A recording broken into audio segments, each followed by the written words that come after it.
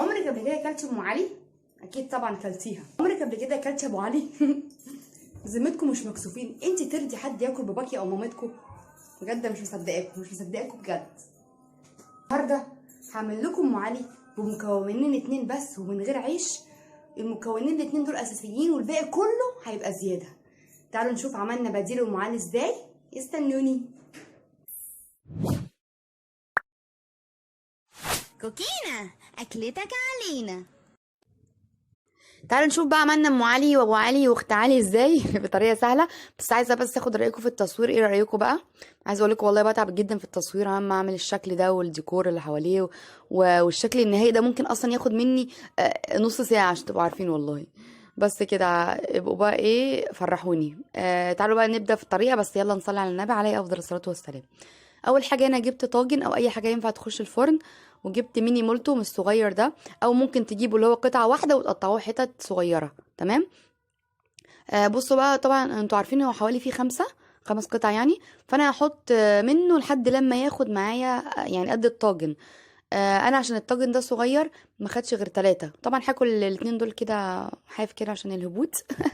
كالعاده الطاجن ده بصوا صغير ازاي، قد اللي انتوا بتشتروه مثلا من بره زي بتاع اللي فيه ام علي او اللي فيه رز بلبن. فهو اخد 3. ده كان اول مكون اساسي معانا. التاني بقى الاساسي نص كوبايه لبن مغلي، حط عليه نص معلقه صغيره سكر، او مش عايزين تحطوا خالص براحتكم. بس انا لما حطيت قبل كده كان باسل، بس اللي بيحب باسل مش مهم يحط سكر يعني. تمام.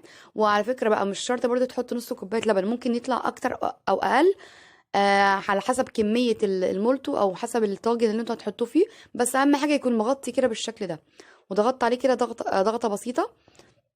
طبعا هو لبن مغلي فممكن يتاكل على طول كده عادي، بس لحد لما يتشرب. بس انا مش حابه اكله كده، ما استكفتش طبعا كده. رحت عملت ايه؟ رحت حطيته في الفرن من تحت لحد لما اتشرب معايا خالص اللبن على قد ما اقدر يعني. وحطيته في الشوايه لحد لما بالشكل الحلو التحفه ده. طبعا ما استكفتش لحد كده. قلت اعمل ايه؟ مش هاكله اقرع يعني، مش هاكله اقرع بالطريقه دي. فرحت جبت ايه؟ اشتريت بقى شوكولاته سايحه من ام جنيه يا جماعه، من ام جنيه يعني. بصوا اتكلفت جدا. جبت انا 3 كده منها. واحد اسمه كده بيلا بيلا، والتاني اسمه شيكسو. شيكسو ده تقريبا من منتجات كادبري، مكتوب عليه اهو من الجنب.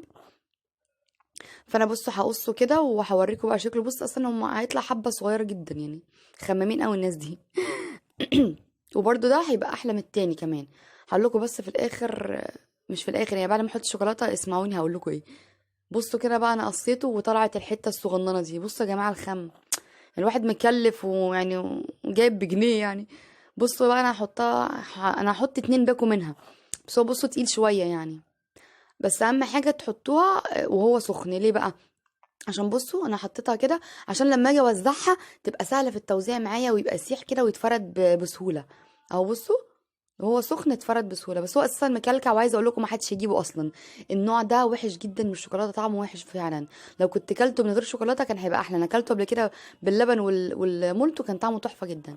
اسمه بيلا بيلا، ما حدش يجيبه. جيبوا شيكسو دي طعمه احسن يعني، ارحم منه.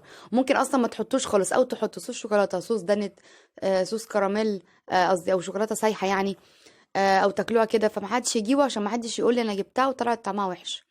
طبعا ما سكتش بقى، رحت جبت كمان سوداني مجروش، دقيته في ايد الهون، ما رضيتش اضربه في الكبه عشان يبقى يعني عايزاه يعني تخين كده شويه مجروش عشان احس بطعمه. طبعا الشوكولاته اصلا مع السوداني بيبقى تحفه جدا. وما استكتش برضه، رحت جبت واحده كده للتزيين بسكوت اوريو او اوريويا. او بوريو يعني. وغزيتها كده عشان مش عايزه تخش. قلت والله ابدا انا مدخلاها بالعافيه. بصوا بقى شكلها النهائي تحفة جدا. عايزة بقى اوريكم كمان بقى شكلها من جوه. بس انتظروا بعد الفاصل.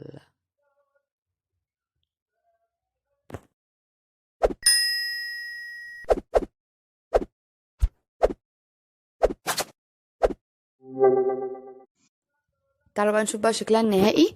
بصوا بقى من جوه تحفة جدا. هتعرفوا ليه. بصوا بقى زبدة سايحة، عارفين يعني ايه؟ طعمها دايب جدا، شبه طعم ام علي جدا والله يا جماعة، ويمكن احلى كمان. بصوا كمان بقى الشوكولاتة بتاع المولتو طعمها حلو قوي مع السوداني. طبعا لو ما كناش حاطين الشوكولاته دي كانت هتبقى احلى كمان. فبجد يا جماعه جربوها. انا طبعا مش هستنى رايكم غير لما تجربوها زي كل مره. يا رب تكون الطريقه عجبتكم وكنت خفيفه على قلبكم. كانت معكم ايمان مجدي من قناه كوكينا، والسلام عليكم ورحمه الله.